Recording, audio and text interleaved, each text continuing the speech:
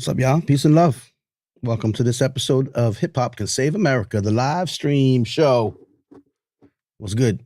Giving it a couple minutes for people to trickle in. The live stream started live and direct, 9 p.m. Monday nights, Eastern time. I guess we're Eastern Standard Time. Are we daylight time now? Did the clock switched? I don't know. It's Eastern time. It's Eastern time, but I don't know whether it's daylight or saving. I don't really care. They should get rid of this whole. They talked about getting rid of the whole thing, the daylight time, savings time, bullcrap. Anyway, let's get on with the show. It goes a little something like this. Hit it.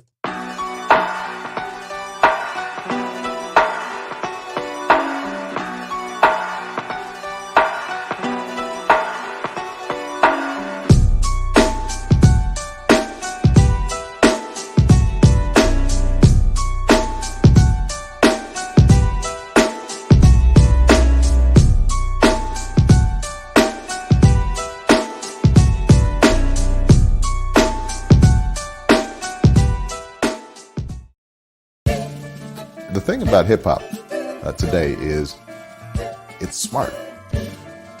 It's insightful. The way that they can communicate a complex message in a very short space is remarkable. And a lot of these kids, they're not going to be reading the New York Times. That's not how they're getting their information.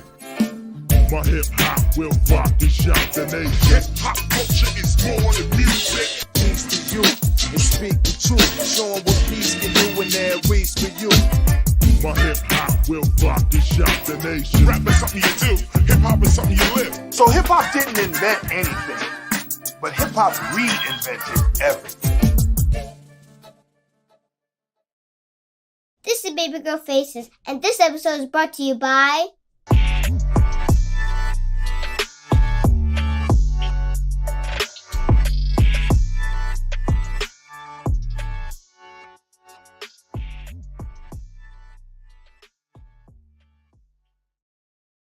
Yes, indeed. Thank you, Baby Girl Faces. Old Baby Girl Faces. We got to update that. Peace and love to y'all. Thanks to our patrons. Also, Andrew W., newest patron at the patreon.com/mannyfaces. Thank y'all so much for putting in just a little bit. I know everyone's got a place. Everyone's asking for, hey, contribute, buy me a coffee, do a Patreon, da-da-da. But y'all know me. I'm independent. I do this by myself. There's nobody fronting me up. There's nobody, helping me out, really. But y'all, for now, we're trying to get big. I don't want to have to ask y'all a nickel a dime, y'all, but I do appreciate it. So shouts again. Shouts to Andrew W. for our latest patron. You could hit us up also at patreon.com/mannyfaces if you want to support the show. But some of y'all might be like, wait, I haven't seen your show yet. I don't even know what I'm supporting. Why would I give you money until I know what's going on? So good. I'm glad you're here. Shouts to my mellow. On the check-in, Mr. Silent Night, who sits in with us sometimes. Silent Night's on the move, but I appreciate you for tuning in. Thank you very much. Shouts to Ada Johnson, a.k.a. Miss Thursday, who's shouting us out as well. Don't forget her podcast, Beats Per Minute, dope podcast on hiatus. Season 1 just finished. I was the closing guest on there, so I appreciate you there. And I appreciate everyone for coming on to Hip Hop Can Save America, the live stream version. Tonight is actually a cool show. I mean, they're all kind of cool so far. We're going to be talking about the healing power of hip hop. We have a guest who is no stranger to this show. He's been on the show before, but he's putting together some pretty dope things, including a book and a conference out at TXST University about the healing power of hip hop. And some people say, oh, I don't really understand what that means. So if you don't understand what that means, then you're in the perfect place. You're going to find out about the healing power of hip hop. If you know about the healing power of hip hop, then you really might want to know about the conference and the book, because it'll just add to your interest already. So we'll be talking to him at the 9:30 Eastern, so in about 25 minutes. That's when the guests, I think we're figuring it out, right? Start at 9, do a little bit of hip-hop news that isn't about dumb-ish, right? Then have a guest at 9:30, talk a little bit after that, and then if there's a second guest, maybe at the top of the hour, and then that's the show. So like an hour and a half. I think that's the format we're fitting with. You let me know if that works for y'all. I want y'all to come back every Monday night and rock with me. So first, I do want to shout out. Look, I talk about a lot of things on the show. I just try to tell all kind of stuff about hip hop, information, not just entertainment stuff, smart stuff, enlightening stuff. Education, hip hop and social justice, hip hop and all these like kind of things. Because as we say, hip hop can quite possibly save America. So we want to make sure that these other areas and other aspects of hip hop integration get love. So we'll be talking about that kind of stuff tonight. I want to share with you. And if you're Atlanta, we are going to talk a little bit of Atlanta tonight, which is okay, right? I'm sharing the screen here. I want you to see this important information. Let's see if we can get that going. We will be, bam, there we go. Nope, that's not it. I'm still a one-man band here, so y'all work with me. What I want to tell you about is the Global Conference on Hip Hop Education that is happening in California this week. That conference is happening at Cal State University, and is the Global Conference on Hip Hop Education. And that is happening. I'm part of that. I'm co-chairing that. We're going to have some great panels. This is something that you can attend even if you're virtual. And when I bring up these conferences, some of y'all be like, oh, I'm not an academic. I'm not really in that lane. I don't do education stuff. I want you to understand something. Some of these things are actually filled with presentations by practitioners, by people that are doing really cool things in its intersection of hip hop and all these other areas. And that might be somewhere that you'll find interest, right? You could be an artist yourself and say, oh, I didn't know that these programs exist, that I might be able to use some of my, hip hop artistic abilities to work with and maybe help kids or, all kinds of things. So when I tell you about these things, don't just dismiss it like, oh, I'm not in academia. I don't do conferences. Because for instance, I'm just going to go through some of the stuff that's on the conference schedule. This is hybrid. We're doing some of it live in person at Cal State Long Beach, California. There's so much drama in the LBC. I understand. But also we're doing a lot online and through Zoom. And so, it's a registration, but you can get access to all of these things. And we do talk about some hip hop history with this year's kind of ideas, how it expanded from New York, from kind of where it was generally genesis and then spread around the world. So you hear some Chicago roots of hip hop, putting the global in the Global Conference of Hip Hop Education, some things like that. Yonkers is going to be represented. Yonkers, the lost city of hip hop. We've talked about Yonkers on this show and how, being sort of a subset of New York has been, gives it its own flair, gives it its own love. So we definitely want to do that.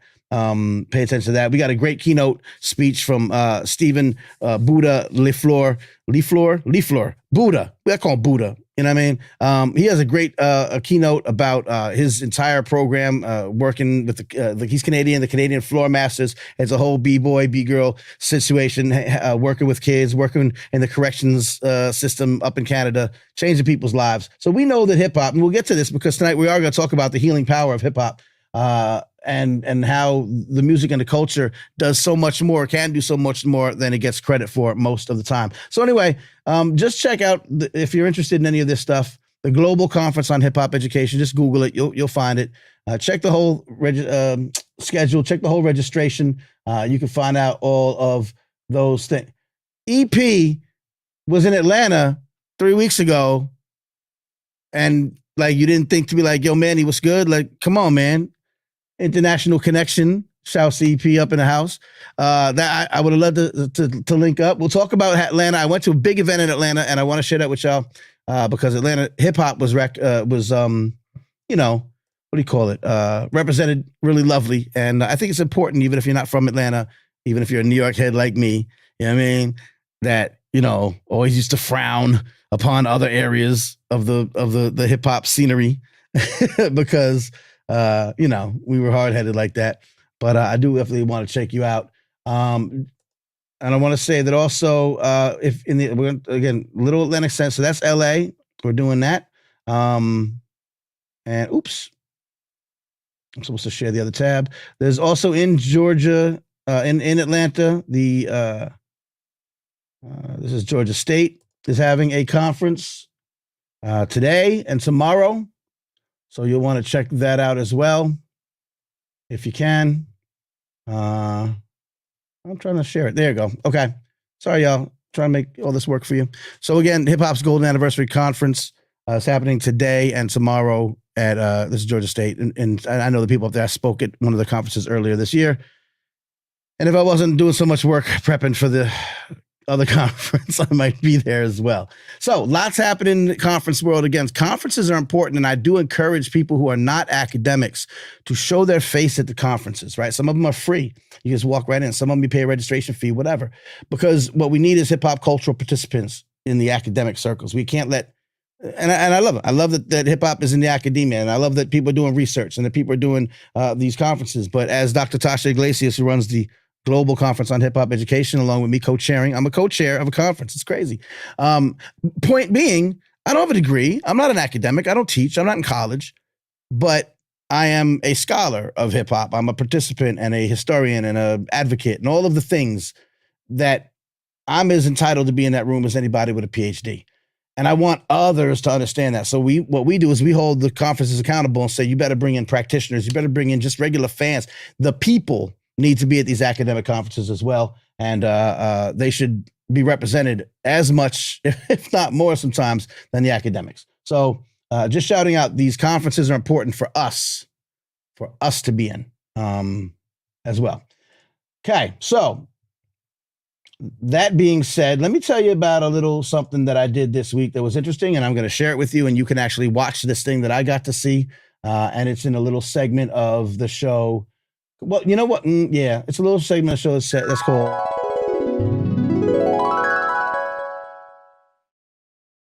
A couple episodes ago, we're big fans of local hip hop. Matter of fact, in the comments section, if you're watching on YouTube, if you're watching anywhere else but YouTube, go over to YouTube. That's kind of where we want to do this at. But I understand you might be on LinkedIn or Facebook, wherever I might be streaming to. But it's going to be YouTube exclusively. So please come over to YouTube. Easy to go to. You can go to hiphopcouldssaveamerica.com/watch, and it'll just forward you over to the YouTube. So easy. Now, a couple episodes ago, I talked about, and I encourage, and I talk about all the time, and I love talking to people about local hip hop scenes. So number one, in the comment section, let me know where you're from, where you're at. I know that Andrew's from Yonkers. So tell me, and EP, tell me where you were, why you were here. And I'm mad I missed you. But so tell me where you're from in the comments. And then secondly, I want to play, there were a couple of, Andrew Wang mentions also there was a hip hop in Mount Vernon. Yes, last episode we told everyone that Mount Vernon was going to be having a couple of dope events. Shout out to my people from the H2. Was it the hip hop?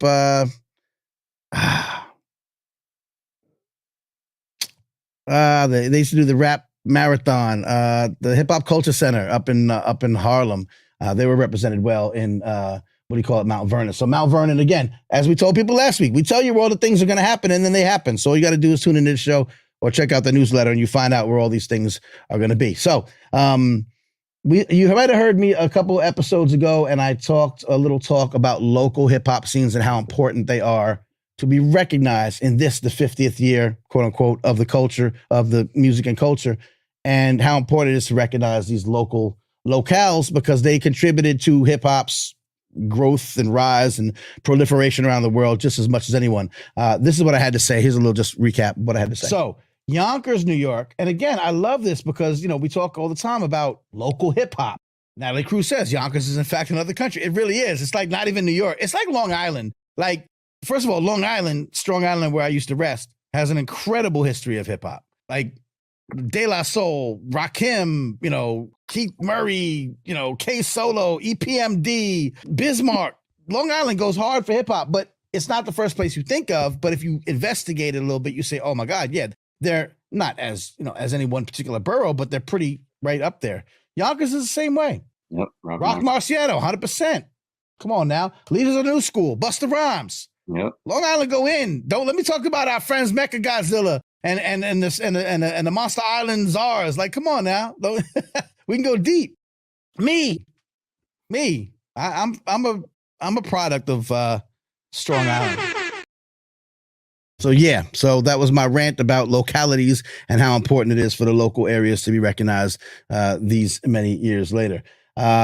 Public Enemy I left off, by the way, in that rant, and obviously, but it's not like I don't know. Just, I wasn't naming everybody. Anyway, so the point is I'm down here in Atlanta now. I lived in Atlanta. I do the thing that New Yorkers did, and I moved to the Atlanta area. And of course, even though we're New Yorkers and we hated for a long time on anywhere that wasn't New York specifically, but particularly the South and particularly Atlanta, We hated for a while. You already know what it is. But there's no denying, if you're a hip hop fan, if you're a hip hop lover, if you love the music and the culture, that the South had a lot to say. Of course, we all remember, if you're into the game, 1995 Source Awards, when Outkast won and everyone was kind of like East-West beef, and that was the big central story. And then the South came up and said, well, as Andre said at the time, the South got something to say. And indeed, they have now, many would argue, taken over the mantle of the Mecca of hip hop. I don't know if you can have more than one Mecca. I mean, New York's obviously the OG Mecca, and Atlanta's pretty much usurped everyone else to kind of be the new central place for hip hop. So props to Atlanta. I love what they're doing out here. And this is what they did out here. The Atlanta Journal-Constitution, the newspaper out here, put together a day-long panel events talking about Atlanta's history with contributions to the history of hip hop. One of the things that they did was they premiered this movie. I'm going to show you the trailer. It was a documentary called The South Got Something to Say. Check it out. Hip hop is a product of black people. It's a product of black song and celebration. Hip hop's most pulled elements are pulled from the South. We always go back to that moment of the Source Awards.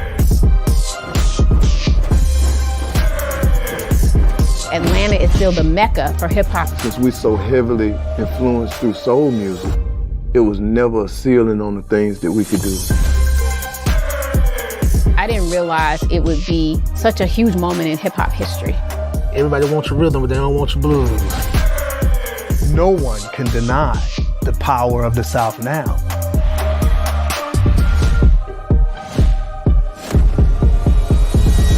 As goes the South, so goes the rest of the country.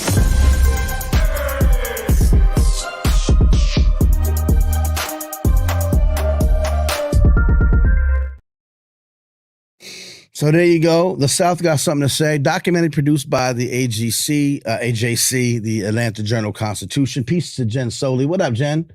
I see you in here. Where you at? There you go. Good to see you. Good to see you. Appreciate you being here. Appreciate you crossing the streams and coming on over. That's dope. What I found really interesting about this, because I'm not from here, right? I'm not from Atlanta. I'm a New York guy. We could talk New York hip hop history till we're blue in the face. I recognize a lot of the people, names, places, spaces, times, and events. But down here, I didn't know. I don't know how it migrated down here. I don't know who the early pioneers were. I didn't know the dances that maybe were known locally, but didn't, get to the snap era where we learned them elsewhere. And it was really a fascinating look. Really, if you really love hip hop and you want to know like kind of where it started, who started it, from MC Shy D to like, people all along the way. It was really fascinating to me. I thought it was really interesting.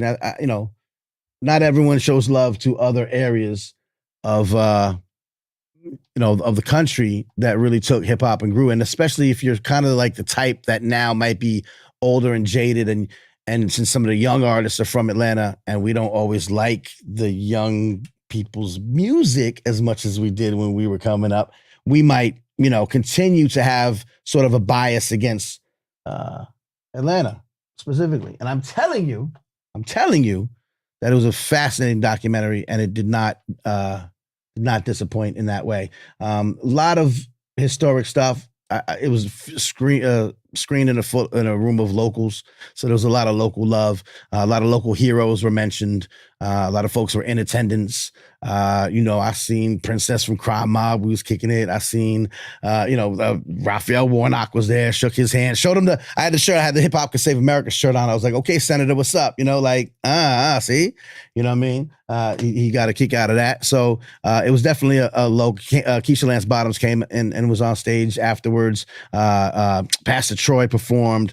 It was pretty dope. It was pretty dope feeling of camaraderie and community. And, that's one thing that we always heard from Atlanteans, that they say the reason why Atlanta kind of blew up is because everyone helped out each other and lended a hand. And you know that from the Dungeon family stories. You know that from, folks who came up and put people on out here in Atlanta. So I really found it really interesting. It can be seen for free. As far as I know, it's free. I know it's free. It's the Atlanta Journal Constitution, AJC.com. And you just click to their 50 years of hip hop. They actually had a great series on Atlanta's contribution to hip hop. They have a bunch of articles, a bunch of op-eds, a bunch of things going on in that recap. And, you like to see it when big organizations, big media organizations, which don't always give proper love to hip hop. You know what I mean? They don't always do it right. They did it pretty well. So again, AJC.com, and just go to their thing. And these are the brothers that put out the film, wrote and directed it. There were a lot of panels and such. They weren't recorded as far as I know, like for playing back. So you can't really see all that stuff. There's the senator, the good reverend right there. But anyway, it's available, and I thought it was cool. And there's always lessons to be learned for, how another area treats the music and culture and how to, bring it in today. There were not as much discussion about the stuff that we like to talk about on this show, which we're going to get to in a few minutes. Stick around. Tonight, we're discussing the healing power of hip hop, So the music, the entertainment, the camaraderie, the community, the culture, the love, that's all great. And hip hop does it like nothing else. But as obviously on this show, we talk about how can we do more with hip hop going forward, the next 50 years, right? It's great to look back, great to celebrate our locations and our histories. But what are we doing to move forward? And that's what we're going to talk about a little bit tonight with Dr. Raphael Travis is going to join us in just a few minutes from Texas State, who literally wrote the book on the topic. Real quick, we'll take a quick break just to show you another piece of hip hop news that isn't about dumb-ish. And I'll be right back with you. Don't go nowhere. Now, this hip hop party card game ain't for kids, and it ain't trivia. In fact, it's disrespectful because your favorite rapper is trash. I'm Manny Faces, and this is hip hop news that isn't about dumb shit.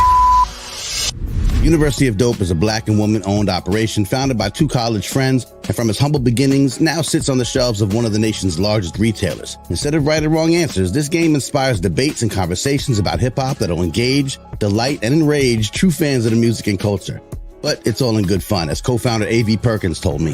When you're with your family, you're not holding there's no holds bars, right? So you're really just giving it Jay-Z and Etha and, all of that stuff. So you kind of we wanted people to have that same feeling. The nostalgia, the fun, the reminiscence of it all. So pick up University of Dope online or at Target and peep my whole interview with A.V. Perkins on YouTube.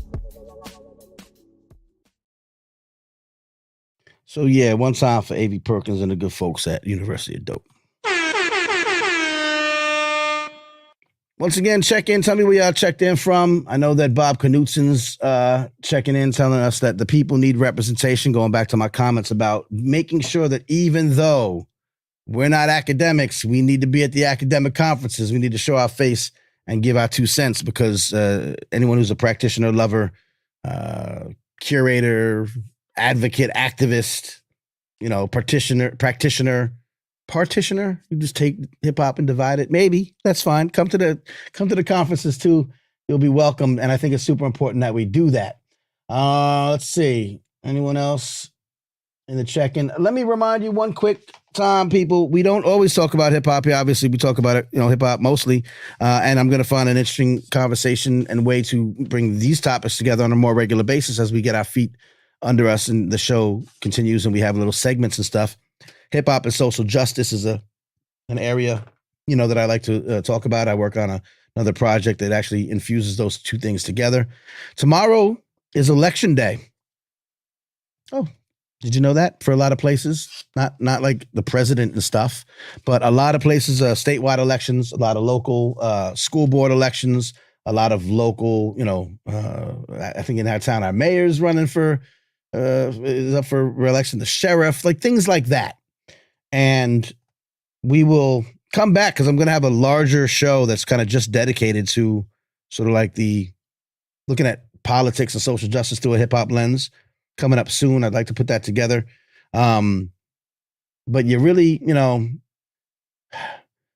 you should get information from more than just your memes, and you should vote probably, not telling people what to do, but you should vote probably more than every 4 years, and not just for the presidential elections. Obviously, what happens, I almost said presidential elections. Did you hear that? So, wait, hold on. Hey, yo. So, but obviously the local elections are critical to a number of things. So what we want to make sure people do is understand that the workings of the big government all funnels down to the little government, the local, statewide. Secretary of States have a big part to play, and you might not understand that. I didn't until all this fiasco a few years ago in the presidential elections. I never really understood who's in control of the votes on a statewide base. We don't know that stuff. So spend some time studying your local elections and voting for folks that, hopefully won't muck it up in the long run. So, all right, did I get to everything? The Atlanta hip hop documentary, which is very good. You should check that out. It's actually really well done. I approve of it. The 2 conferences, Global Conference on Hip Hop Education in LA, and of course the Georgia State one. There's others. Sign up for my newsletter. I always put them in the newsletter. So it's funny. There were people saying they saw a post about the Global Conference on Hip Hop Education, and I wish I knew about it. And I'm like, well, I wish you'd sign up to my newsletter, because I've been talking about it for quite a long time. So hopefully people sign up for the newsletter. It's at mannyfaces.substack.com. It's a free newsletter.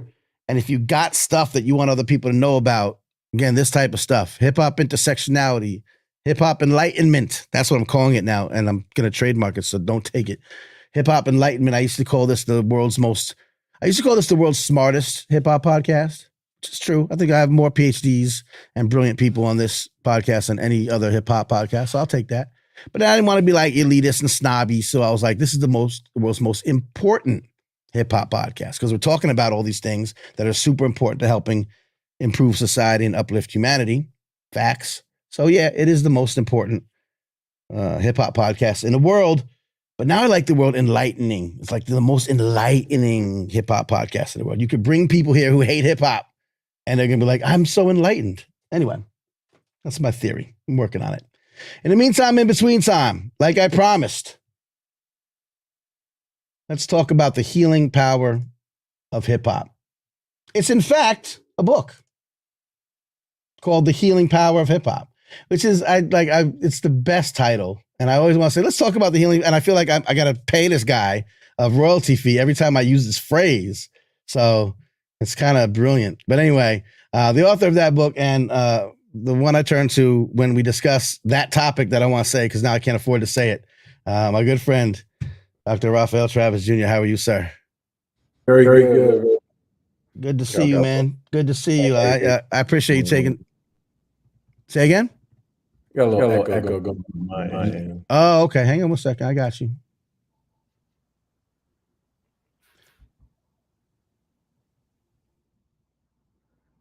Better. That should be better. All right. Wait. Much better. There we go. There you go. What's up, Manny? How you doing? I'm doing all right. I'm still getting my sea legs under me with this show, but we're putting it together. It's coming together nicely, I think. I liked where you ended off there with that whole royalty for healing power of hip hop. If we can work that out, I'm all for that. I shouldn't have done that. I shouldn't have gone there. You know, a funny thing about that, I always say, you know, how the issue of sampling, you know, the impact that it had on hip hop and kind of stunting creativity in a lot of ways. Although it recognizes artists and pays them their due worth, you know, there's that interesting tension, right, in what you are able to then create if you're limited to having to, you know, get permissions, pay for samples, all that. So I'm not trying to say it's not appropriate, but the thing that I always ask people to think about is in the academic sense, right? So as researchers, we write based on building on the ideas of others, right? At the end of any research paper, book, chapter, all that, we have a reference section where we acknowledge the sources from which our material came from. And I always ask, how would knowledge dissemination change if we had to pay for each reference? Mm. Conceptually, it's the same thing. Right. Sampling. Right. It's Yeah. You're using ideas, you're giving credit, right? You can make the same argument that within the artistic realm, you just list where those samples came from, everybody knows, and we keep it pushing, right? But it's interesting, in these two different domains, you have very different ideas of how you need to treat what other people created.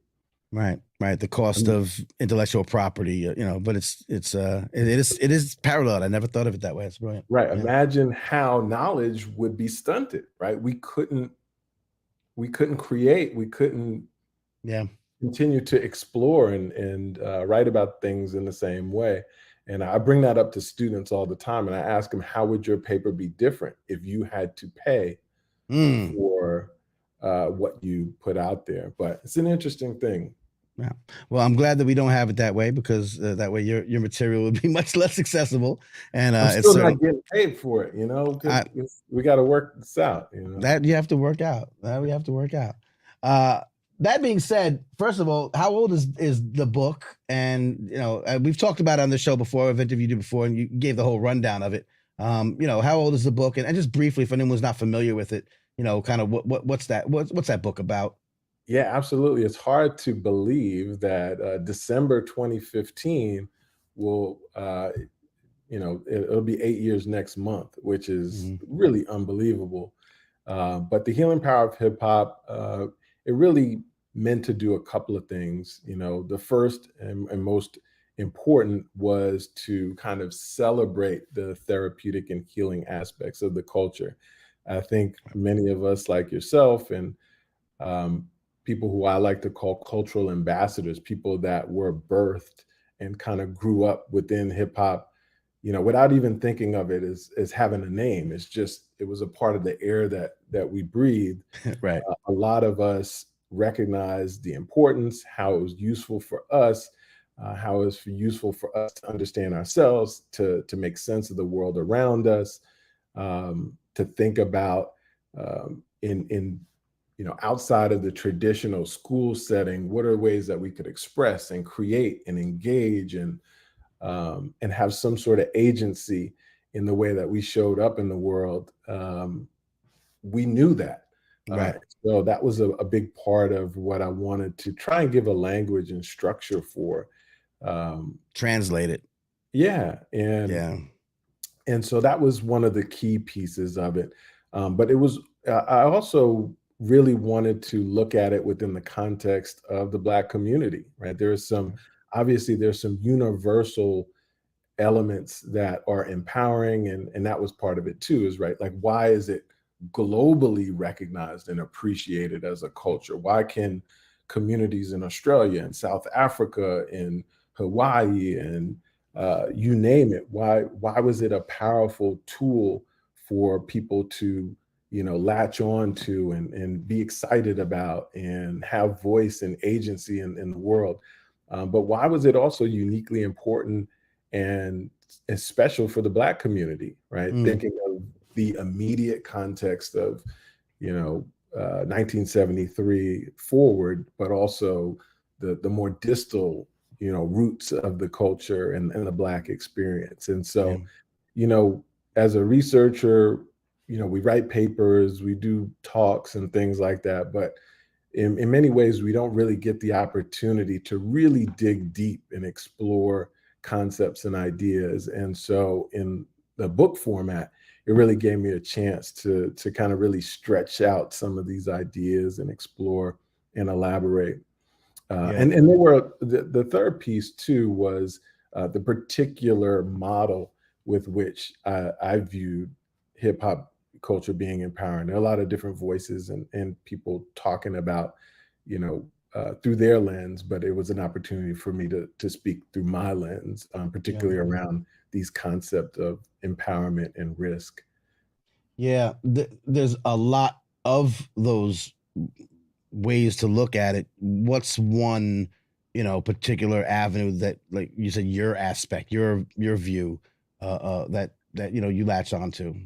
Yeah, so I found in my work that there are these 5 narratives that continually show up when we kind of sit and digest the culture and their narratives of esteem, resilience, growth, community, and social change. And those come up regularly in all expressive aspects of the culture.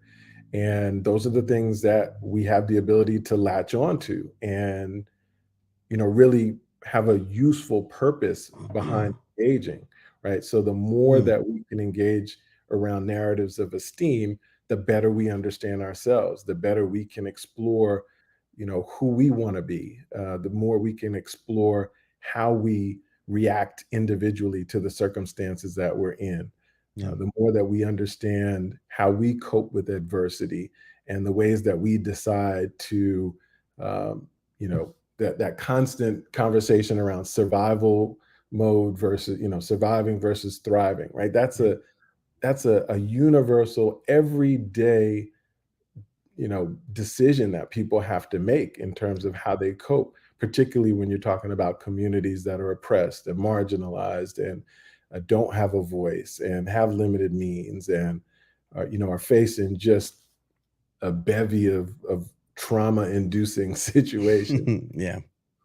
And so the flip side of that too is understanding how things that are empowering and helpful can also be harmful.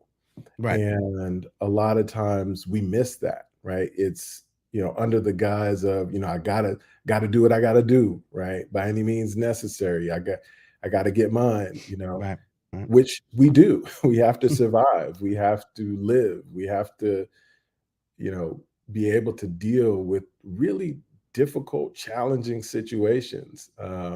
Oftentimes situations that the average person would not want to deal with. But at the same time, we have to recognize both the short and long-term implications of how we deal with these situations. Yeah.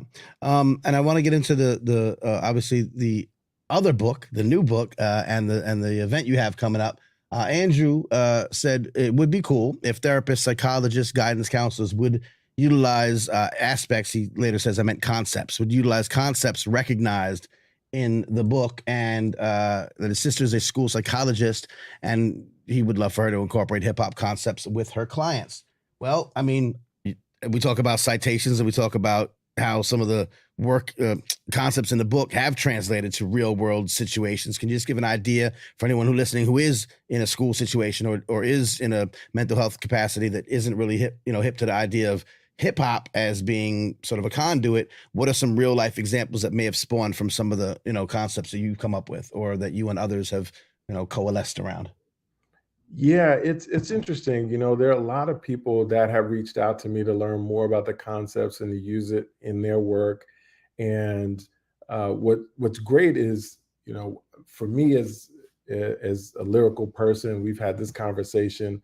A lot of my early interest in the work has been on utilizing existing material as a doorway to important therapeutic conversations, right? So we have song after song after song. I think about songs as being part of a library, right? We have this continually expanding library of content that people can draw from that open the door to really important conversations about identity, about, who we think we are, acknowledging and validating the really difficult situations that young people find themselves in.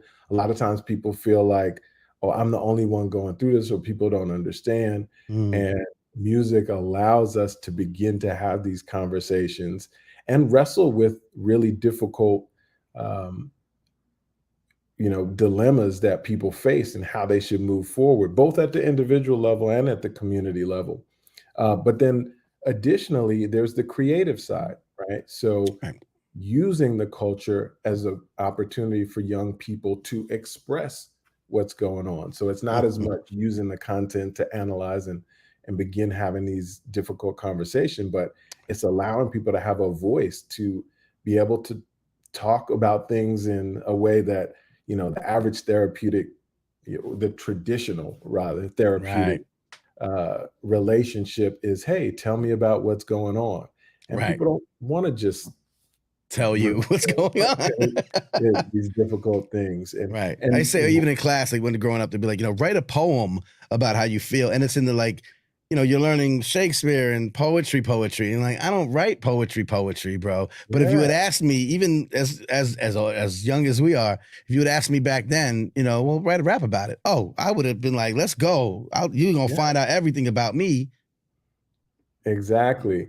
And one of the things that I write about is we also have the opportunity to sort of scaffold activities, right? So maybe we start out listening to a song, talking about certain themes as something not personal, but related to what we're looking at or analyzing. That's step one. And then maybe we explore some concepts that we know are developmentally important, right? Like resilience, like turning over a new leaf or thinking differently about a situation. And then maybe we move into the creation, right? But we've had the chance to sort of plant the seeds of these things that we know are important and move from things that are less threatening to something that's more vulnerable, right? And as many also talk about, then you've created rapport. You've created exactly right. By the time you get to the thing that's personal, we're good now, Right. And then you throw in some technology. You got buttons and lights and equipment. Wait, you can show me how to make my own track. You can show me how to make my own beat. You can show me how to mix. You can show, that in and of itself is exciting. It's new. And then, that has extensions of its own, right? Then it's empowering. You don't have to do these things with a professional. You can do these things on your own. Right. You've been given, teach a kid to fish. Exactly. Right. And I think, honestly, that's one of the more challenging things to help people that aren't familiar with the culture to understand is they're like, a lot of times I get, well, give me the intervention, right? What's the curriculum? It's not a curriculum. It's a system of ideas and ways to think about engaging people that's limitless in its flexibility. But you have to move beyond this sort of cookie cutter curriculum focused way of thinking about the culture. And that's, your conversations, I think, are important. Like you continue to push the significance of understanding the culture. If you understand the richness of the culture, then you understand, the toolbox is limitless. Right. Right. That's really interesting. The confining it to a curriculum. I'm doing. I've got some other things happening. I'm doing some workshops, education based. It's very interesting, very cool. And I'm bringing some of the collective stuff that I've learned to the table. And that's something that comes up. It's like, well, we got to see how does it tie into the curriculum? And I'm like, I'm giving you inspiration. You're gonna figure out how it ties into the curriculum. Because if you don't have the inspiration, I'm just gonna I'm gonna give you tools, but I'm trying to teach you how to build your own tools. That makes sense, and I think that's part of it. If you have an understanding, authentic connection, and understanding of the culture and everything that comes with it, then you don't have to be told step 1, step 2, step 3. You'll kind of figure it out, intersecting to how you're working or how you see the world, and that's where the remix comes. Right, and it gives agency back to the practitioner, right? Because that's what I'm saying. They have their own unique skills that I don't have, right? They have the relationship with the kids, with the system, with the organization, with the community. Yeah. Right. Brilliant. Yep. So we talk about hip hop, obviously front and center. I think this segues nicely into the book, the new book that you've worked on, because music in general, also in schools, in many different ways. This is I'm gonna put on the screen now for people to see. Nope, that's you still. I'm getting these buttons down. I have hotkeys soon. You just give me a couple of weeks, baby. That's already looking good. I'm the CNN of hip hop out here. We got it going on. We'll get there. Music for inclusion and healing in schools and beyond. It's the name of the book. Hip hop, techno, grime, and more. Pete Dale, Pamela Bernard, and Raphael Travis. Can you explain, if you would, the log line, the elevator pitch, the synopsis of this new tome that's coming out fairly soon? Absolutely. I'm incredibly excited about this project. Worked on with Pete Dale and Pamela Bernard. as part of a broader effort, the Cumin Network, which is really meant to help build awareness around thinking differently about how music is integrated within education. It's slightly different than kind of the conversations from the hip hop ed community, which in that this focuses on school in general, but it really does look closely at music education. So thinking about what have historically been some of the limitations within music education, most significantly stereotyping around music like hip hop, bringing in music technology, drill, grime. And there is a UK bent to this project. And you'll find that looking at a lot of the authors and participants. So in many ways, it's a UK and US centric, but obviously global in recognizing the significance globally. Yeah. But it looks at three particular areas. The first part is looking more traditionally at curriculum in music education. And one of the things for me personally that I really enjoyed about this and has come up a lot in my work in the UK with the UK scene is the prominence of DJing. DJing and youth work and DJing and thinking about the role of DJing in music education has been much greater than at least what I've seen here. Not saying it doesn't exist, and maybe I'm in my own silo, but it was something that I was really, really excited. There's several chapters focused squarely on DJing. One of the forwards is by Mark Katz, who wrote the book on DJing. He's at UNC. Has a new book coming out. I got his book Build right here on the shelf. Yeah. And he's got a new one coming. He's always got everyone got books coming out. I'm working on it, damn it. Yeah, your turn. You next. Your turn. So the first part looks at curriculum and music education. I played a significant role in the second part, which focuses on healing and wellness.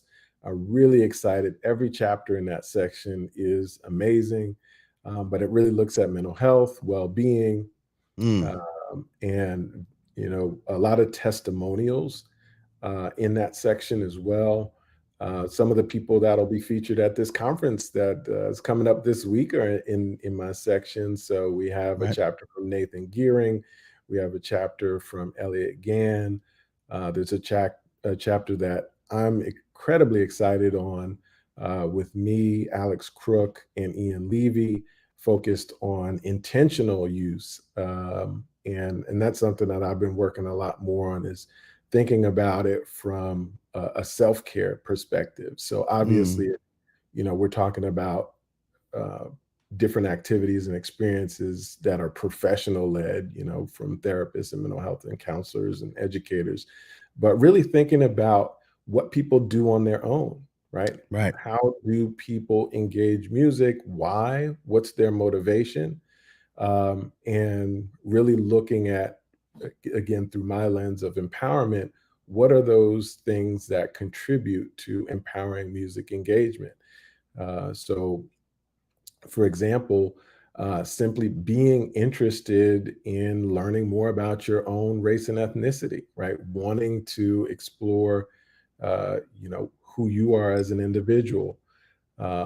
Also things like wanting specifically to do better, having a motivation for being better, being a better person, things like that contribute. So if I'm actively wanting to better myself, then I'm more likely to pull empowering experiences out of the music that I engage. And that, for me, that's important. From a job security standpoint, obviously we want people coming to us, right, to help them with whatever interventions we use, whether it's basketball or music or whatever. Right. But at the same time, we know that people don't always have access to services. We also know that even when people do access services, sometimes it's not a good match, or they feel like the person doesn't have their best interest in mind. Right. There's some, cultural mismatch going on. Yep. So there's lots of reasons that people do not have that consistent access to a professional. And so if that is the case, but at the same time, we know that people have healthy and empowering experiences with music, how can we facilitate that? Right. Right. So anyway, Yeah. that's That's one it. of the chapters that's in there as well. And then the last section in that book is about evaluation, right? What are the desired outcomes that we want to see?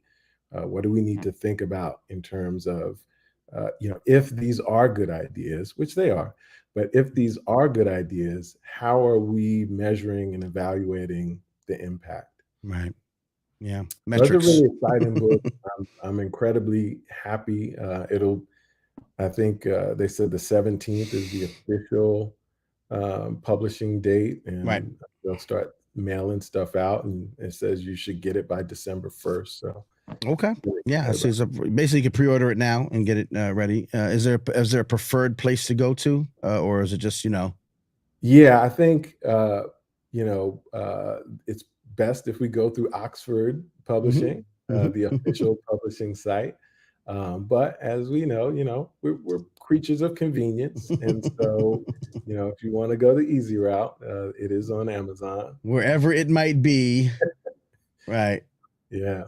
All right. I'm But putting the. we are looking to get some discount codes soon. So if for whatever reason, I still think you should order now. But if for Right. whatever reason, you get paid at the beginning of next month, Right. maybe there'll be some discount codes coming out. Yeah. Or you're self-employed and you get paid whenever. It'll happen at some point. I'll be able to. All right, very dope. I put the link in there, and of course, if you sign up, if folks who are listening, if you're signed up to my newsletter at mannyfaces.substack.com, you'll get information like this all the time, and of course, we'll have that linked and remind you if you don't do it tonight. I'll remind you. I'll be on your case. How about that? Now, lastly, although we could talk for days.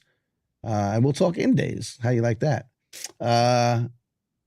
Because you'll be presenting at the Global Conference for Hip Hop Education as well, as you mentioned, as well. And Elliot Gann, Dr. Gann will be there. He's been on the show. He's a good friend of the room, as they say. But later this month, you're going to have your own shindig happening.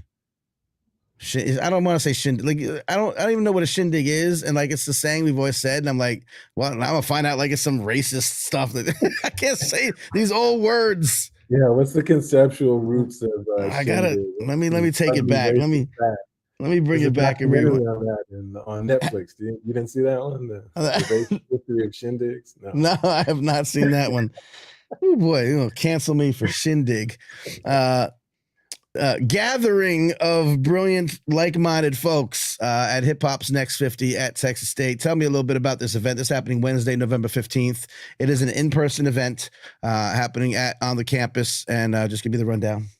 Well, first and foremost, I want to thank you, as you will be the gracious host opening the day for us. So we can't leave that unsaid.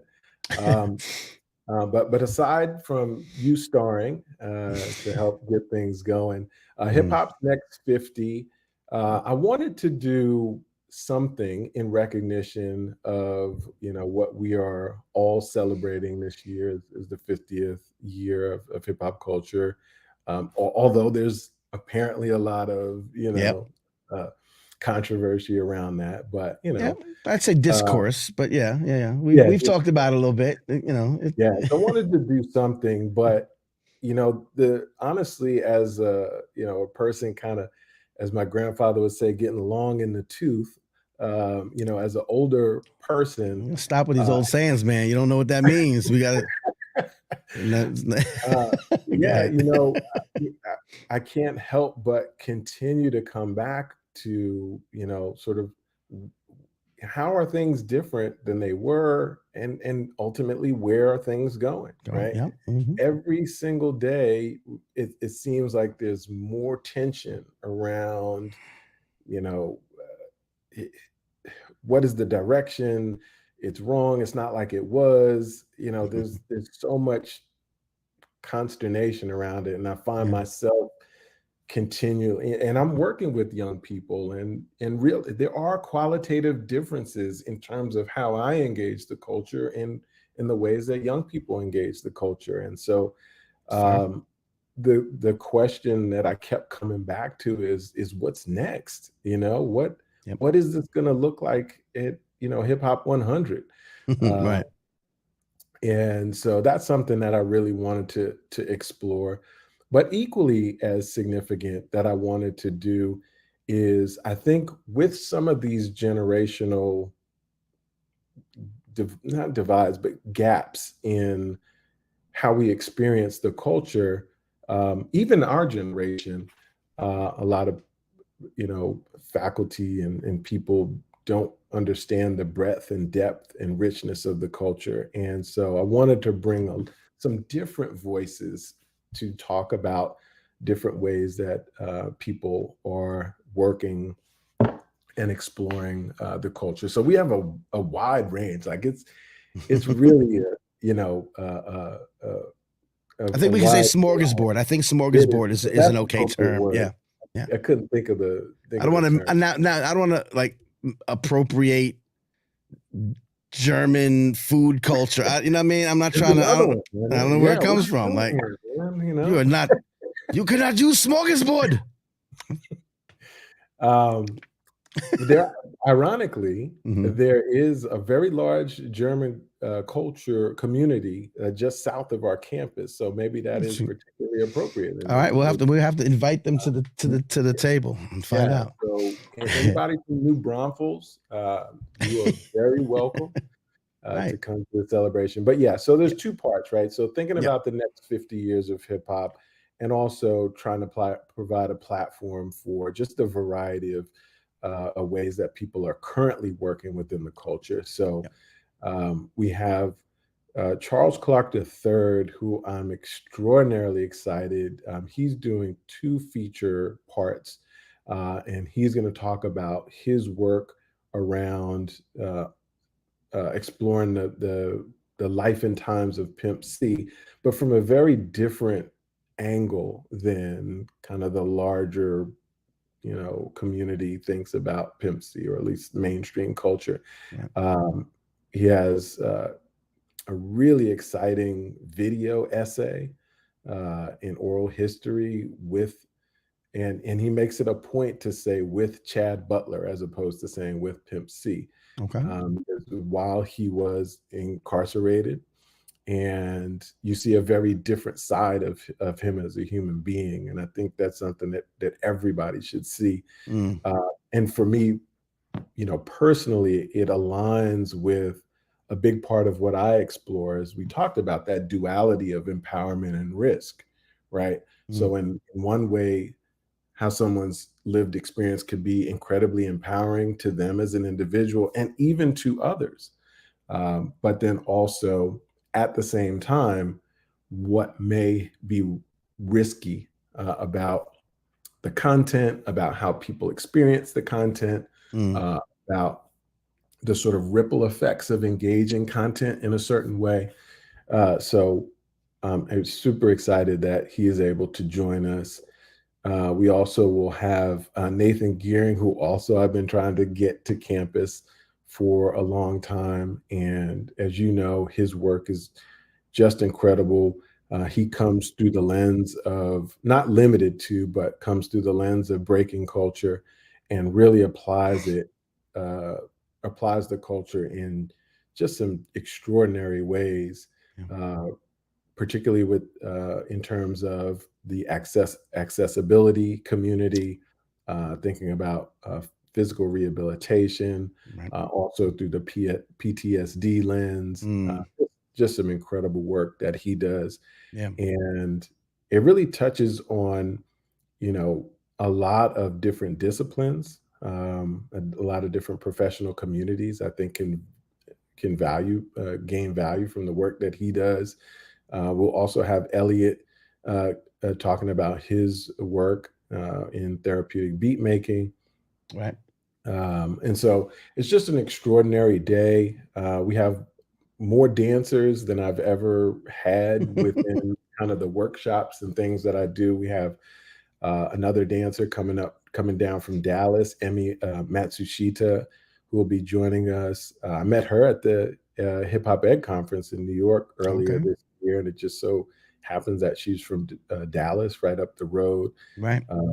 We have some local superstars. We'll have Saul Paul. He's gained national prominence through his work. Just an absolutely extraordinary individual.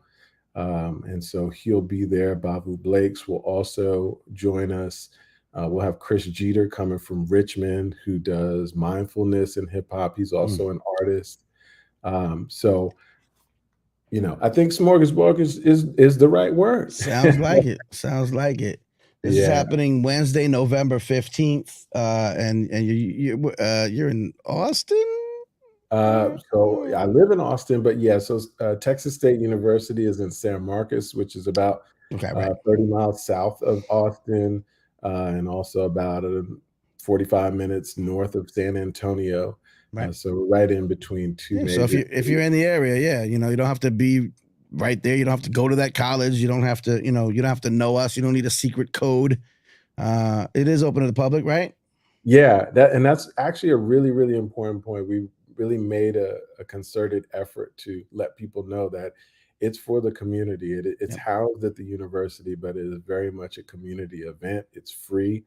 It'll be going on all day from 9 to 9:30. We'll have a beat making contest, beat battle that evening. And it's just to be a really exciting day.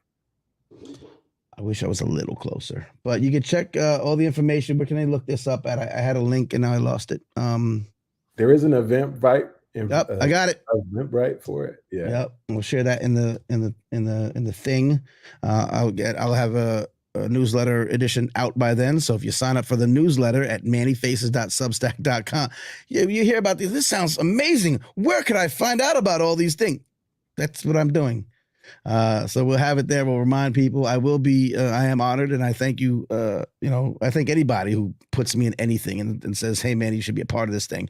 I particularly love the work that you're doing because of this field. Because of how important it is. It's your, one of my favorites because it's just such important work. It does such great quality stuff. The way you also work with the STEM programs and working that aspect of education into the mix, it's super inspiring. And so I'm honored to be a part of it.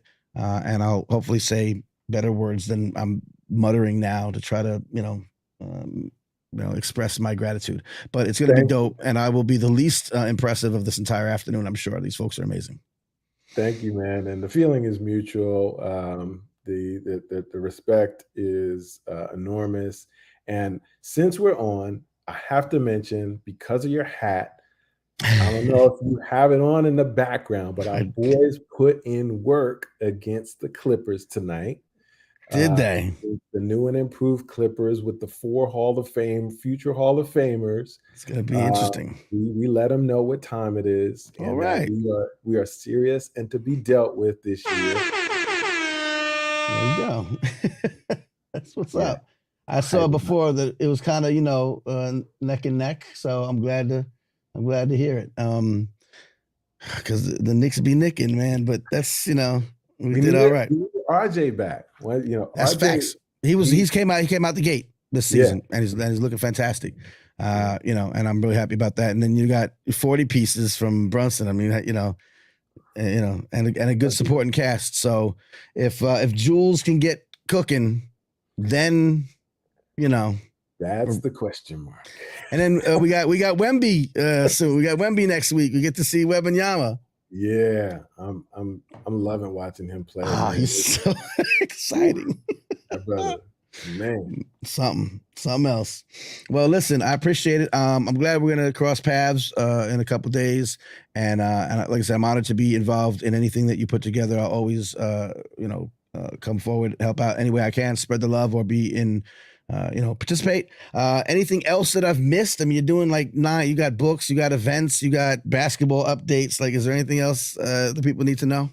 Well, I can't not plug my latest mixtape that's out. So I dabble in the creative That's side of right. things. Okay, So facts. Yep. a new mixtape just dropped last week. It's called Independence 2.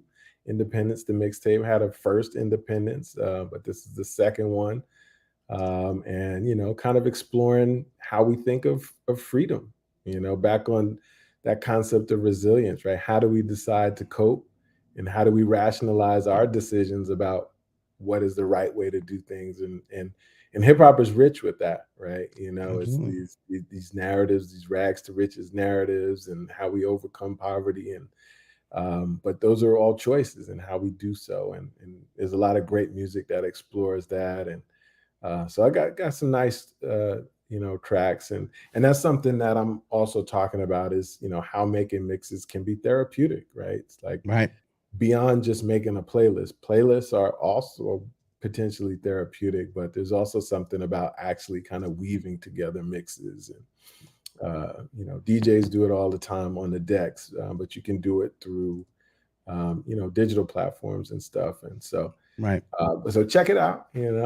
Yeah, definitely. As I DJ'd as well, and it's another one of those things that, and I made beats. I was a producer for a number of years as well, and it's one of those things that we'll take it back to the beginning when we were talking tonight, where it's like we inherently have these connections to things that can give us self-help, right? That we do through music. I remember there was a time that I was going through a breakup. And I don't know what it was. I was stressed out. And I was, and my brother from another mother, the late great Coleman, who was staying with me at the time, he lived with me and my mother, and we would do music together, me and him. But he was just around. He just would be there. And something happened, and days, weeks, I don't know how long it was. It was pretty bad. But at some point, she's downstairs in the kitchen with Coleman. They're just, milling about, and you hear muffled through the upstairs of the house, you hear like the thumping of a bass kick drum repetitively. And she looked at him, he looked at her, and she said, he's back. You know what I mean? And it was like, that was the thing that was helping me come out of that breakup. It was like, let me just get back to doing these beats. And it made me feel better. It was a comfortable place to be. And I couldn't have told you that that's how I do it, or couldn't have maybe expressed it or explained it, but it's what I did, and it's where I ended up, and that's how I emerged. And it pulled me out of that darkness, doing the creative thing that I love to do, that I felt I could do differently, if not better, than anybody else. You know what I mean? And that I was creating something that day that was mine, and maybe it was filled. Maybe those kick drums were an expression of how I felt. You know what I mean? Like whatever it was, I was back, and it was through that. And I wouldn't have even known until I meet folks like you, 30 years later, that's what was happening. I was using this music and this culture and this creative connection to help myself, self-help. You know what I mean? And that's what's beautiful about the culture. It's the gift that keeps on giving. Thank you so much for the invitation to be a part of this, and I really enjoy vibing with you, man. As always, I'm glad you're here in the early days, just to let people know how incredible this is. This is no joke. We're not playing around. This is your Instagram, right? Rap TJR. And of course, you're on a bunch of platforms, and you share, like you say, you share mixes, you share other DJs, sets a lot. You're just very sharing, and sharing is caring. Someone told me once, says, I think it was a bear. And so I just want to point people in your direction. Look you up. You have a very unique name, which they'll find you very easily. Although I guess you're a junior, so not that unique. But thank you again, my man. Anything you got, you let me know, and I'll spread love to whoever's paying attention to me anytime. That's what's up. Thanks. All right, a lot, my man. friend. Peace and love. We'll see you soon. All right. Yep. Once again, Dr. Raphael Travis Jr., Texas State, The Healing Power of Hip Hop. It is a real thing. It's also a real book. Go get it. I don't have one. You got to bring me a book, bro. Anyway, I'll buy it. No, they're going to bring me one. I'll buy it. Anyway, so that's that. Healing Power of Hip Hop. Again, Texas State. There's going to be a great conference there, November 15th. If you cannot wait and you just need to see that kind of stuff earlier, faster, stronger, longer, smell it, taste it, feel it. Come to the Global Conference on Hip Hop Education. That's in, we say Los Angeles, but it's Long Beach. But, that's like saying it's in Yonkers, but you say it's in New York. You know what I mean? But we'll be right there. Hey, get out of here, man. What are you doing? Why are you still here? Wait, hold on. No, you can stay there. I just don't want you to be. All right. You can still. I'm on stage. So, I know. I got you on the page. It scared me. I was like, wait, what's happening? All right. Oh, no. Ah, dang it. I didn't mean to do that. Ah, dang it. I kicked them off. Anyway, whatever. Global Conference. I'm getting the hang of it. Global Conference on Hip Hop Education will be November 8th through 10th at Cal State University and also virtual. So you will have Zoom sessions all day Wednesday. All day Wednesday. I'm telling you, I read some of them before. We just mentioned Yonkers. Yonkers is going to present brilliant keynote using b-boy culture and dance in correction systems in Canada, helping folks stay, keep their head up and become better people. We're going to talk about breaking in the Olympics. That's a big discussion coming up. We've got folks talking about research-based short films on hip-hop culture, professional identity, and justice-based work. One of my favorite intersections, social justice and hip-hop. All this is happening at the Global Conference on Hip Hop Education. Once again, Google's your friend. Global Conference on Hip Hop Education. You'll get there. There's a link. There's a registration, and you can jump on virtually. And if you're in the area, really, it's not that far from LA. So if you're in that area, come down and see us in person. That'd be dope. That's it for me, I think. And yeah, thanks everyone tuned in. Miss Thursday, Ada Johnson, Andrew Wang checked on the check-in. I've been putting in comments all day. I love it. I love the activity in the YouTube. Share this real quick. If you're watching, the best thing you could do is join the Patreon. Send a couple dollars my way. Once again, thanks to Andrew W. is in the house, one of our higher tiered patrons. Thank you so much. We're going to get Andrew W. on the show because if you become a patron at a certain level, you actually get to sit in on the first part of the show when we talk about hip hop news that isn't about dumb-ish. So you could, talk to, you give you 2 cents and you can promote whatever you want to promote. You can tell people what you're doing. So if that's, a wonderful thing, then you should join the Patreon. Easy. Patreon.com/mannyfaces, $5, $10, $25, that kind of deal. So it's a monthly thing. You know how Patreon works. You know how these things work. But remember, I do this with no buddy fronting me. You know what's crazy? I go to those academic conferences. I do presentations sometimes. I speak about all this stuff you heard tonight. I'm an advocate for it. I'm a champion of all these things. I've talked about Dr. Raphael Travis in places that didn't know who he was. I've talked about hip hop education in places that didn't know that that's a thing. I talk about hip hop and social justice. Shouts to Farley Dickinson University in Trenton, New Jersey. I just did a presentation with them about hip hop and social justice. Blown away. Got the best testimonials. Oh my God. I never knew that this could be so powerful, a connection. I go to all these places. Now, my dad was a college professor. He would go and do presentations at other universities. This is how it works. You don't get paid to do that. No one pays you to go and deliver a paper, deliver your research. But your university, because you're a professor at that university, reimburses you. You get a stipend. They give you a budget. You get to travel on their dime because ostensibly you're promoting the greatness of the university by you presenting in some other situation. Okay.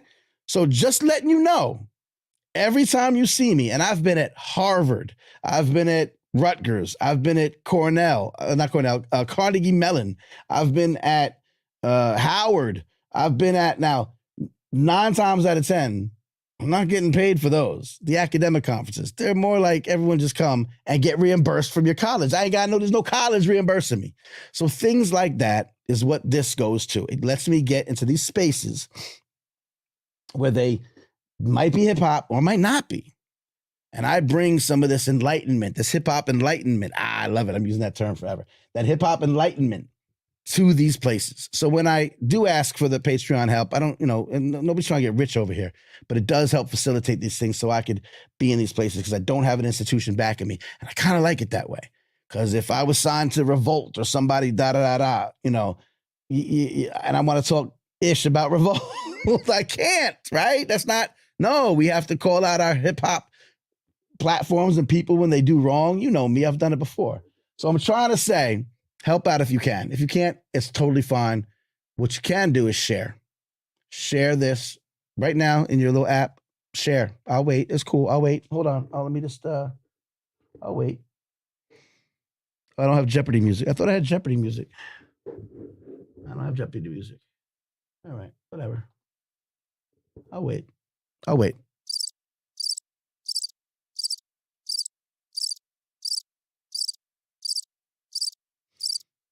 Thank you. Thank you for sharing the episode on your app or wherever, maybe watching on the replay. I appreciate you.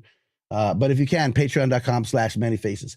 Another thing I give you for free, whether you sign up or not, because I'm just that nice, is a brilliant, I think, newsletter that contains information like this all the time. I curate stories that are about hip hop innovation, inspiration, education, and enlightenment. And I share them because you don't get them. You're not going to get them if you follow hip hop media. They just don't generally go outside of the entertainment lane. And you'd have to look at every single newspaper across the country to occasionally get bits of localized, hip hop greatness. That's kind of what I do.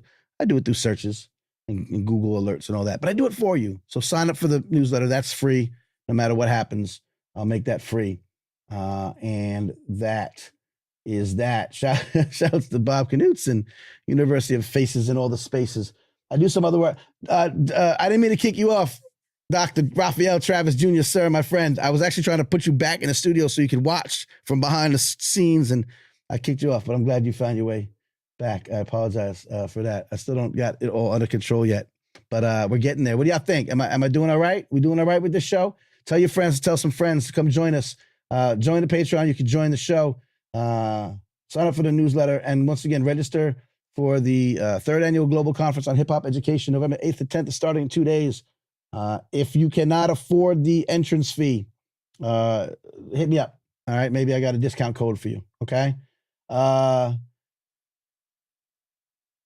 Yeah. If you need to, if you really, really need to, we save some stuff for like students or folks who can't necessarily, get in, but I understand how things are, especially if you're donating to the Patreon. You know what I mean? If you donate to the Patreon, matter of fact, if you donate to the Patreon, I might give you a freebie, but don't say that to the rest of the world. But anyway, yes. So my name is Manny Faces, and I think that's it. I don't want to keep beating you over the head. Let me just recap. The ATL doc, the Atlanta, great documentary. Again, this was The South Got Something to Say. It's a very well done documentary. You can find it on the Atlanta Journal-Constitution's website, ajc.com, and then they have a whole thing on 50 years of Atlanta hip hop. Really well done. And if you're not from New York, I actually recommend it if you're not from New York, or if you're not from, if you're not from Atlanta, basically. It's really interesting. And if you love the culture, you love learning about it every day and in all kind of ways. The conference on hip hop education. Tomorrow's election day. If you have local elections, it's a little late to do your research now, but if you've done your research and you kind of know what you're doing and you know who you're going to vote for, don't forget to vote tomorrow. And I'm going to leave you with this. It's pretty cool because this is very much something that I came about. I'm not going to find it. I came across. You hear me saying stuff like this all the time. I'm not going to find it, am I? Maybe. Let's see. And this is on Facebook. And it was because as we got to remind people that just because you don't know, here it is. I got it. Stick with me, and then you can leave. Hold on. I'm putting it on the share thing. We can see it together. This was a statement made on Facebook by Cy Smith. All right. And I shared this to my Facebook. You can find me on Facebook, Manny Faces. You can find me on Twitter, X, at Manny Faces. You can find me on Instagram at Manny Faces Official. I hope you do that. And you can find me on TikTok at Manny Faces Official. Really, if you just Google Manny Faces, it's a pretty unique name. You'll find me, and you'll be able to find all the places I'm at. Please do. Please follow. I engage a lot of. I share a lot of these informations as well. So if I see something, I pop it. And I should have asked why you I've been preparing for everything in my scheduling in my mind. So and you were in Houston, I think. So there was some reason why I didn't ask you to come with me. Since you brought me so gracious to bring me to the pop-up museum of the Universal Hip Hop Museum when it came to town. By the way, that's still going. If you're in LA this week, if you're in I don't know where y'all checking in from, but if you're watching on the replay, you might be in LA. The Universal Hip Hop Museum pop-up tour is coming to LA. And then I think it's coming to Miami I forget where else it might have been, but Universal Hip Hop Museum, or now the Hip Hop Museum, has a great pop-up tour of artifacts and, paraphernalia from hip hop history. It's a really good time. So that's something to do too. Cy Smith says, y'all stop saying stuff like nobody's making real music anymore. It's a lazy look at the culture and a slap in the face to those of us who actually are. And I say that all the time. This is now, I think she's more the R&B space, but it goes for everything. It says, instead, you could say, quote, I'm not sure how to find the kind of music I'd like to hear. And let us show you. On your preferred music streamer, add some indie artists to your faves. I do this on Spotify. I put in I find somebody, or I listen to the new R&B, and some of it I hate, absolutely 100%. But I listen to something and I'm like, oh, Amber Mark, she sounds dope. And then I go to Amber Mark Radio on Spotify. Now I pay for Spotify, extra or whatever it's called, but you can do that. And then when you hit go to artist radio, because I don't know Amber, and I know Amber Mark, I'm using her as an example, but let's say I could just come across somebody new that has a nice little, this is how I discovered SZA, to be honest with you. I don't even know I think I discovered SZA.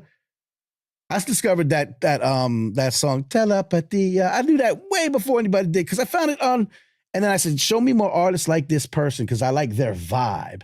And now all of a sudden, I'm listening to people that I don't know. I don't know who they are, but I like their vibe. So this is exactly what Sai's saying. It says, add some of those artists' songs to your favorites, Create your own playlists of new music. If all you have in your list of faves are the classics, your algorithm's gonna stay washed. And that's 100% true. I put stuff in my life because I'm a DJ too. I love discovering new music.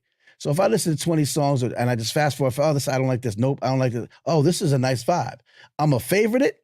And then I'm gonna say, more songs from the artist radio, right? So it's songs like this song or artists like this artist.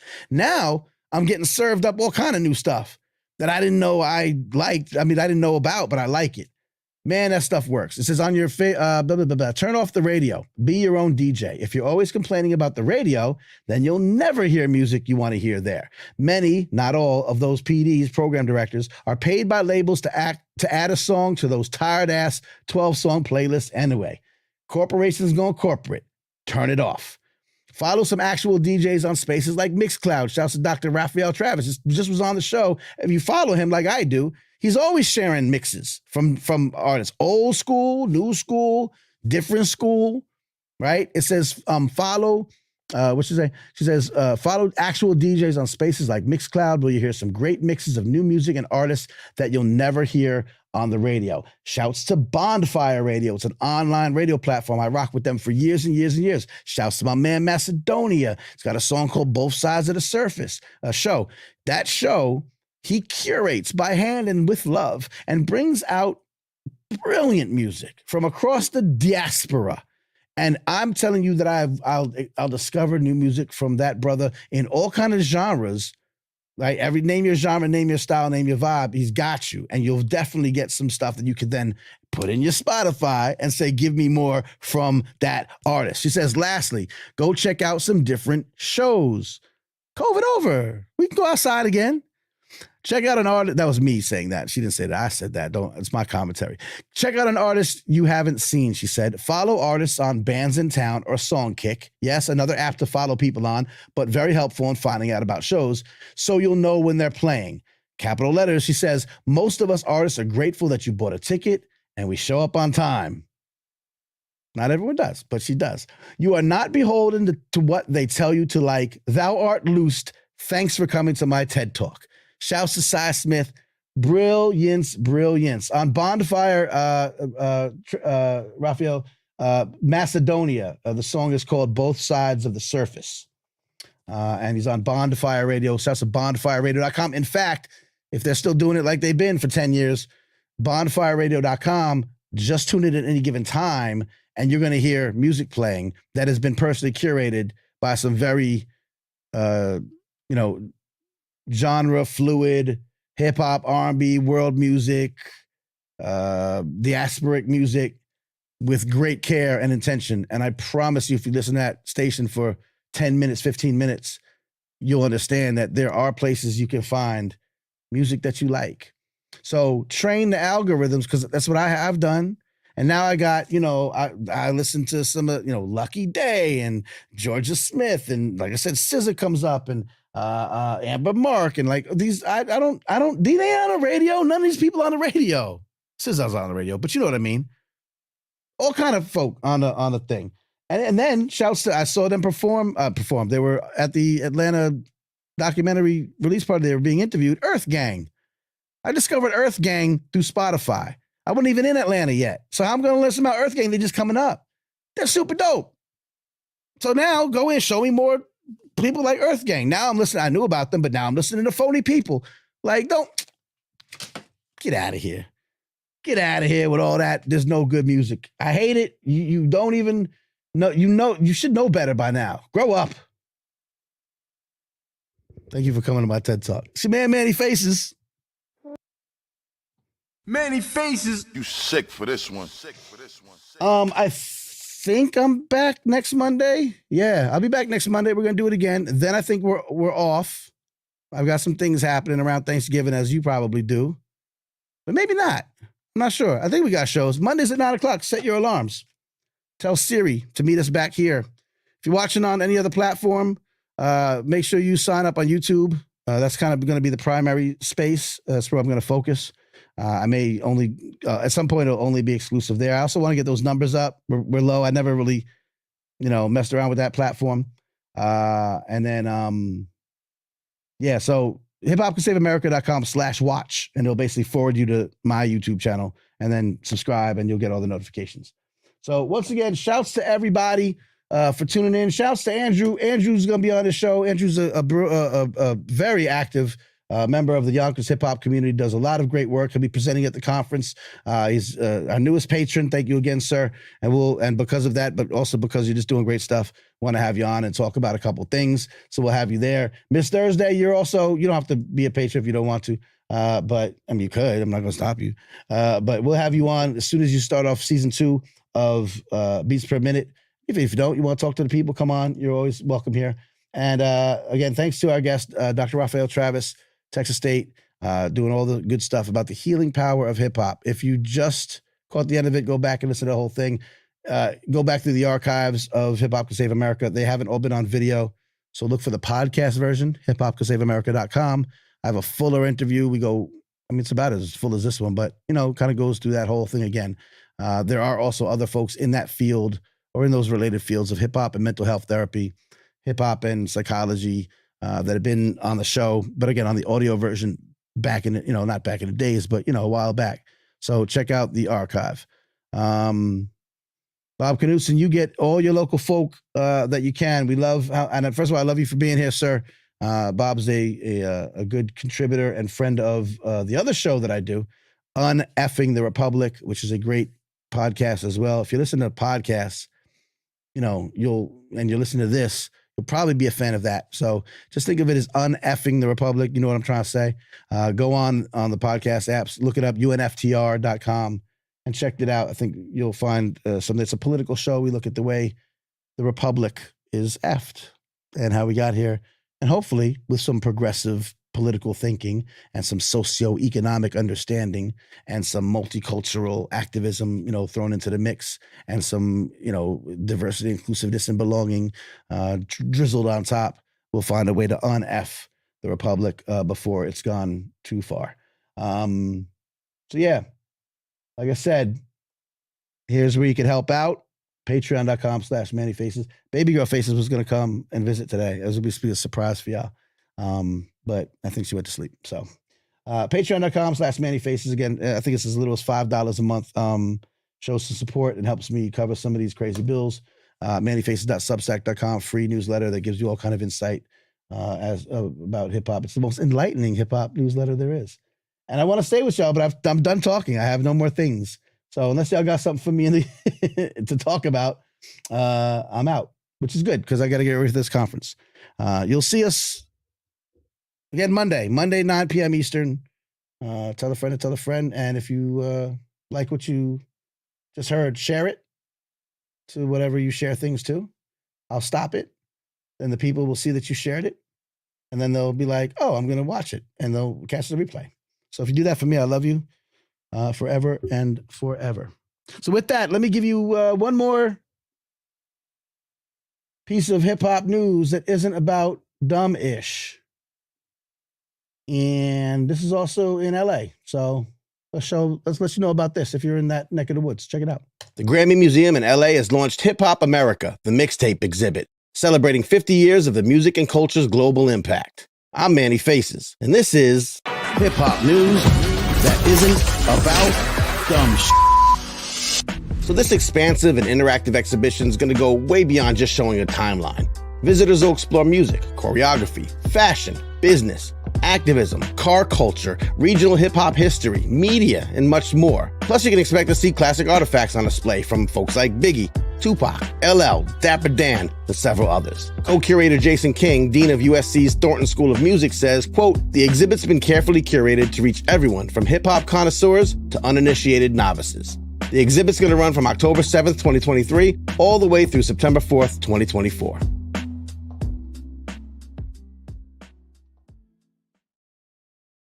If you found that interesting, I want to actually share one thing before I go. That's super dope, and it's going to be going on to like next year. So there is that. So I definitely want to, I don't think I'll be able to do it on the LA trip, but I get out there a few times a year. Hopefully I'll be able to catch that. I want to end with this. This was also really cool, happened in the Atlanta area that I went to go see. And on the show, we're all about intersections, and we love when intersections happen, right? Hip hop and education, as we talked about tonight, the healing power of hip hop and therapy, and mental health professionals using hip hop as a way to help out people. Sometimes it happens in the corporate world. That's fine. We saw the Atlanta Journal-Constitution put together this great Atlanta documentary and joined forces, and it was well done. We don't always trust the corporations to do it right. One of the ways, and a lot of times they do it because they want to get ingrained in the communities from which hip hop is popular. And we understand that. We know you want the money, you want the purchasing power, you want the advertising dollars. But sometimes if you do it with authenticity and with love, then it's welcomed. Like, you won't come into the community and tell a story of our community, AJC, and do it really well, and do it with this big hoopla, and do it like it should be done with the class and the panache that it deserves. Then yeah, let's go. So again, when we look at these intersections with corporations, I came across this. They invited me out to check out this wonderful event that happened at a raceway, the Atlanta Motor Speedway out here in Atlanta. But anything that's close to Atlanta called himself Atlanta around here, by the way. This is weird because you'd be in Marietta, they'd be like Atlanta something something. This thing was nowhere near Atlanta, but it's the Atlanta Motor Speedway. But that's another story. Anyway, so at the Atlanta Speedway, they're having a car show, right? And they're doing skirt and donuts, and they've got all drifting and all that happened over there. And over here, they got these beautiful cars. They're super dope and all hooked up. And you know how car shows go. And the auto insurance company, the General, invited us out because they had an interesting intersection with hip hop and with music and with hip hop in particular. And I said, well, what's this about? They said, well, we built a studio inside of an automobile. I'm like, oh, I've seen that, like a bus, like no, inside like an SUV, like a car, like an SUV. And I'm like, really? And what we did was we went around the country and we handpicked certain artists to come and record songs inside the car. And I said, oh, that's interesting. And they said, and at these big events, we put them on stage so that they can perform their songs and kind of give them a big up, give them a boost. And I'm like, oh, that's cool. And I'm like, oh, no one's going to come to these shows. No one's going to pay attention. Okay, Toby and Wigway was the other artist on the bill of this particular, So yeah, people came and people saw, and then people saw the artist who had had recorded the song inside the car and then went on and performed it. I went down. I wanted to find out more about this in person. And so I went, and this is what I saw. Back here, we have a full professional sound studio. So what you will see in here is what you will also see in a recording studio in every studio across the country. We got all the bells and whistles. If you check out in here, we got the mixing board, we got the screen, we got the studio with the feedback speakers, we got everything that you need, amps, all of that. So what we did in here is when we brought in influencers and up-and-coming artists to get their break in this studio by recording in a mobile studio to record their songs. And so everything back here is professional grade, custom custom made, custom grills, custom everything. Because at the General, we believe in giving folks a break when they need it the most. And this is how we decided to do it with a professional studio. So everything back here is top tier. First of all, what kind of car is this? So this is a Ford Explorer. Yeah. This is a SUV, and we decked out everything from the wheels to the grill to actually, if you cut it on at night, the logo shows when you open the door. So everything about this car is custom. I call it a new member of our team because that's just literally what it is. It's custom wrapped, and everything about this car just speaks to our brand, which is making sure we give our customers the top notch of everything, and we're giving that to these artists. We're giving it to the people that are interacting with the car. Everything about what we're doing, top notch to give a break. Why did the General say we're gonna build a studio in a car? Yeah, to me it was about investing in passion points in the communities that our customers engage in. Yeah. And ultimately, it was a combination of our creative agency and us thinking about how can we reach a different audience and how can we really tap into those passion points around music. Yeah. And so, like Arian walked you through with the sound studio, we really went through a design process and said, all right, first, what could be something different that you've never seen before? We are an auto insurance carrier, obviously, so why not take a studio, put it in a car, then give artists an opportunity to get their big break. Yeah. We're going to take it at different events. This is actually one of the artists is going to be performing here tonight, getting her big break. Right now we're at Clean Culture, which is a car passion point, but we're going to be taking it to different passion points across the country.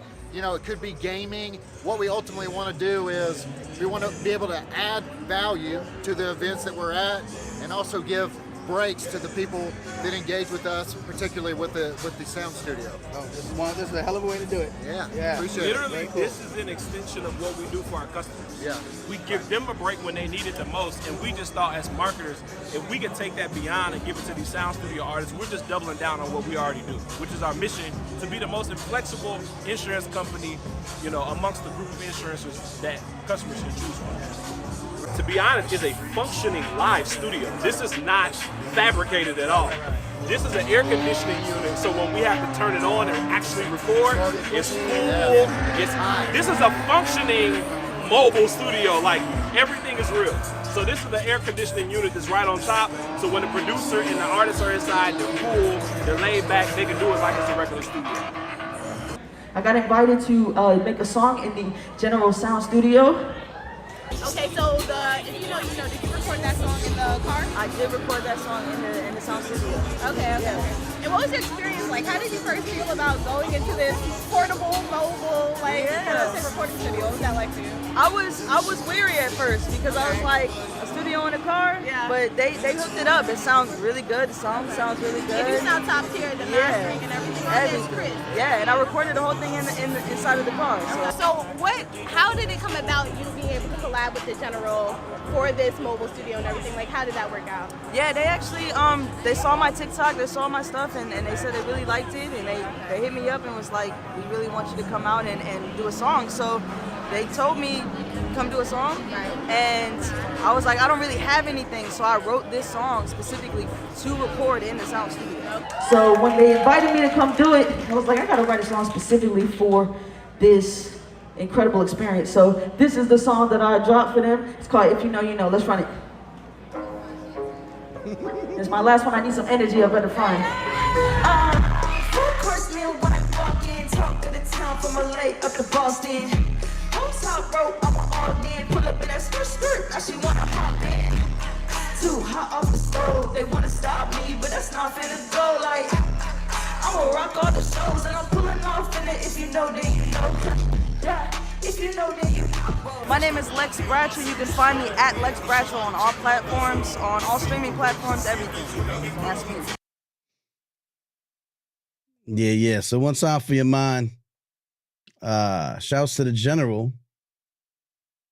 How do I get this off? What's going on? It's crazy right now.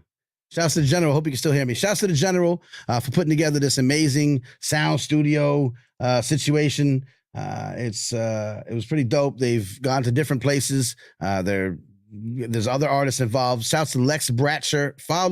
Definitely could spit. I was like, okay, this is not gonna sound good because it's in a car. It's gonna sound stupid. Okay, no, sounds pretty dope. well produced, crispy mastering, sounded dope.